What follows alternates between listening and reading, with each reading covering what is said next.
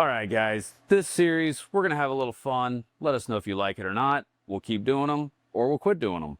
But these are basically newbie questions that we've seen asked on forums, Facebook pages for many, many years. A lot of these questions, guys get made fun of.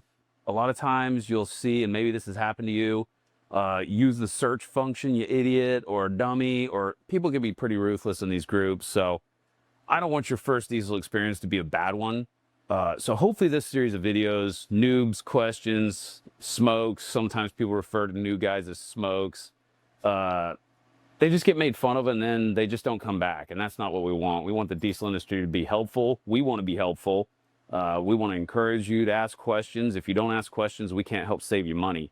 So this series is going to be kind of funny. We're kind of making fun of newbie questions, but at the end of the day, it's all about education. And we want you guys to ask those questions so that we can help you out and ultimately save you money. So ask away, ask as many questions as you can, and we'll get you answers in the comments section below, or get a hold of us on the website, shoot us an email. If you don't feel like asking in public, we'd love to get you answers in private. So no matter what way you get a hold of us, ask as many questions as you want. We're here to help out. Oh, hey, what's happening, man? Yo, Vinny, why can't I find the ECM on my 12-valve Cummins? It's a 94. Every time I ask on Facebook, everybody makes fun of me and is laughing at me. What? Well, first of all, your 12-valve Cummins doesn't have an ECM. So that's probably why people are making fun of you. Oh, that makes sense why they were laughing at me. Guys, if you got a 12-valve Cummins and people are talking to you about ECMs or PCMs or check engine codes, you do not have an ECM. There is no way to check codes. If you have automatic transmission after 95, you do have a TCM. But again, it's very limited, not a whole lot of electronics. So 12-valve Cummins, no ECM. 24-valve Cummins, they did have an ECM, and those ECMs are very bad about failing. So a lot of times trucks will come into the shop and it'll have like a failure to communicate with ECM code. The shop might tell you that you need an ECM in that scenario. That could be so, or that could just be really bad diagnosis. A lot of times when you get a failure to communicate with the ECM, it means that there's a failure between the power driver module on the VP44 injection pump and the PCM or ECM, which is located on the driver's side of the block. So make sure that if you get that code and they're telling you need an ECM, make sure they do a really good job of diagnosing that injection pump, because it could just need an injection pump. There's been a handful of times throughout my career where it actually did need a PCM in that situation, and it was usually accompanied by other codes. Intake air temperature sensor codes, baro sensor codes, stuff along those lines.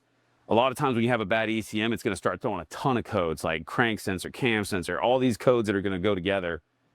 If you actually have a bad ECM, that's most likely how you're going to find out. It's not going to be one or two codes, it's going to be multiple codes. So where's the lift pump located? Because everybody told me it was back in the fuel sending unit in the tank, and I dropped the tank and looked in the sending unit and there's no fuel pump in there. Once again, guys, your 12-valve Cummins is totally different than a 24-valve or a common rail Cummins. The lift pump on a Cummins has been located on the driver's side of the block from 1980 whatever, the very first 12-valve, all the way up to 2003. It wasn't until then that Mopar and all their wisdom thought, oh, well, these pumps are burning up because they're on the side of the block and they're getting hot, so we'll move it back into the fuel tank where the fuel will keep it cool. Your fuel system is under constant return and supply, so it's used a little bit of fuel, and then when it doesn't use it sends back to the tank. So if it was getting hot on the side of the block, it's going to be just as hot back in the tank. Stupid design, stupid fix on Mopar's part. If you really want to fix your lift pump issues on a 5.9 Cummins, get you a fast fuel system. But to answer this question, your lift pump on a 12-valve is on the driver's side of the block, two 10mm bolts. It's a plunger style pump that runs off an extra cam lobe on the camshaft. So it's all mechanical. There's no electronics. If that thing fails, you can get a blocker plate from O'Reilly's. It's the same as a fuel pump blocker plate on a small block 350 Chevy. 2 holes in it, 1 gasket, stick that thing on the side of the block, put your two 10mm bolts back in, order you a fast fuel system. Don't ever worry about it again. Common rail, same thing. They had an electronic fuel pump on the driver's side of the block. get rid of that thing, put a FAS on it, no more fuel pump issues. Yep. That makes a whole lot more sense. Good to know. So what kind of prep do I need to do before I tow something heavy like a 16,000 pound camper? But there's no magical prep you have to do before towing heavy. You know, it's just everything you would normally check on your truck. Make sure the oil's full, make sure you're staying on top of maintenance, make sure that your tires have the right amount of air in them. This is all just common sense stuff. There's nothing I do when I'm going to tow a heavy trailer. I don't go through some magical checklist before I haul a heavy trailer. Take care of your vehicle, stay up on maintenance, stay up on fuel filters. One thing that a lot of diesel owners fail to stay on top of is coolant maintenance. They just don't do it.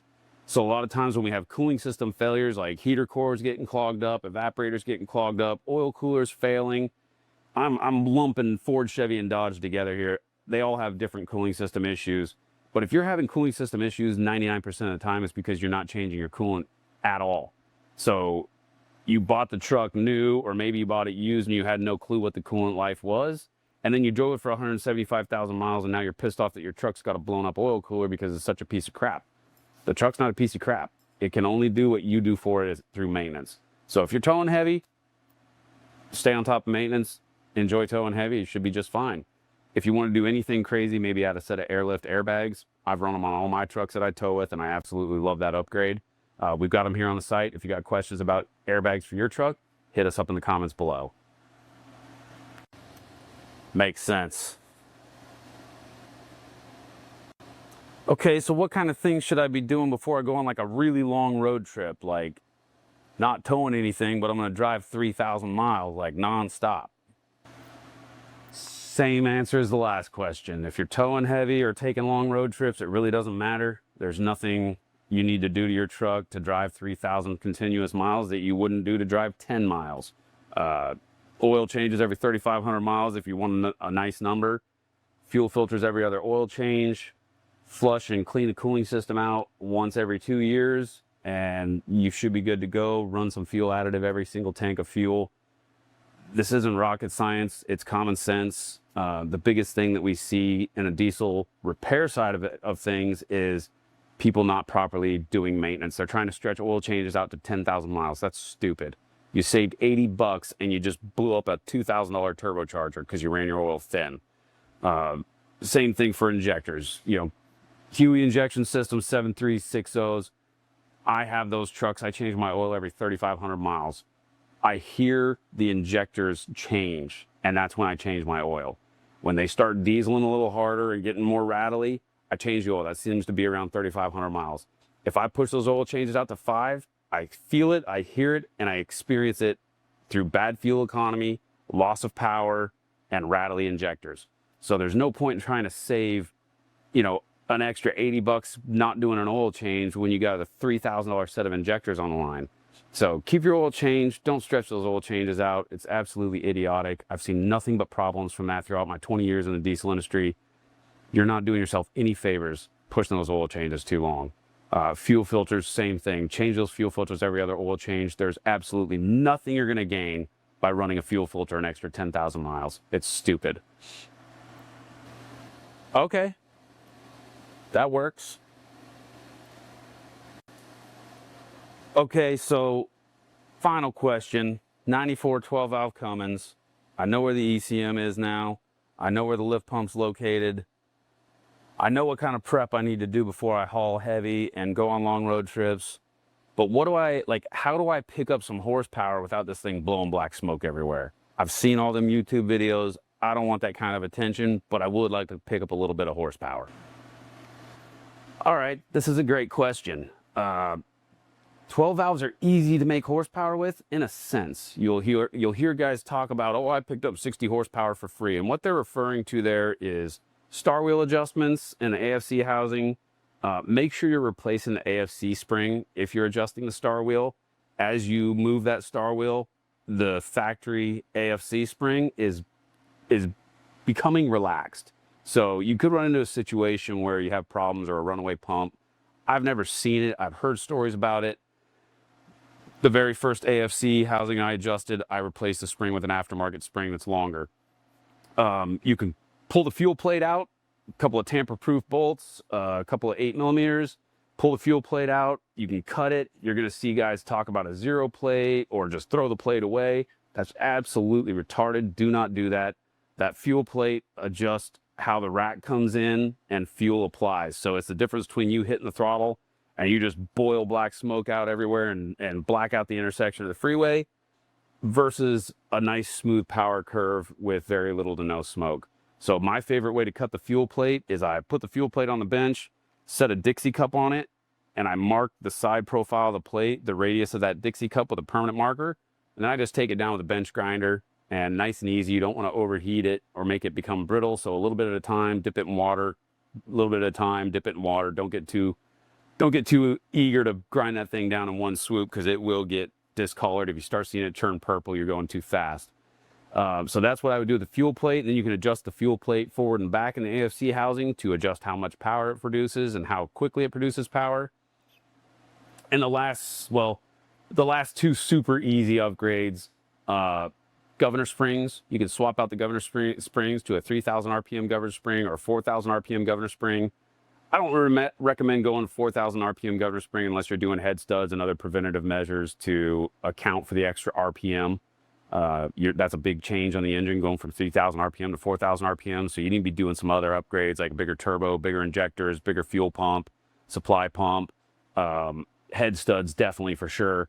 But yeah, you can do the governor springs are a cheap upgrade, and your very last really cheap upgrade for a 12 valve Cummins is going to be the delivery valves. There are a bunch of different options there. Personally, on my 94 12 valve, I did the 191 delivery valves and smoothed out my engine. The thing, you could set a cup of coffee on the valve cover prior to installing those, and they would vibrate off and fall off. After I did the governor springs, you could set a cup of water or coffee on the valve cover and it barely jiggled, barely moved at all. So that's a really good upgrade for reliability's sake and for fuel economy. Between the AFC housing adjustments, the fuel plate grinding, the fuel plate adjustment, the governor springs, and the delivery valves, you're probably going to have around $300 in parts. You can do all that labor yourself in your driveway with very basic hand tools. If you don't feel comfortable doing it yourself, find a good diesel shop that can do those upgrades for you. But awesome questions, man. Like, I wouldn't make fun of anybody for asking those questions, because if you don't know, you just don't know. So a lot of times, veterans in the diesel community, we can tend to get a little cocky. We think we know it all. Don't be that guy. Just be helpful and help answer people's questions without making them feel stupid. Housing adjust, man, that's great information. You answered all my questions. I appreciate it. And thanks for not making fun of me. Appreciate you stopping by.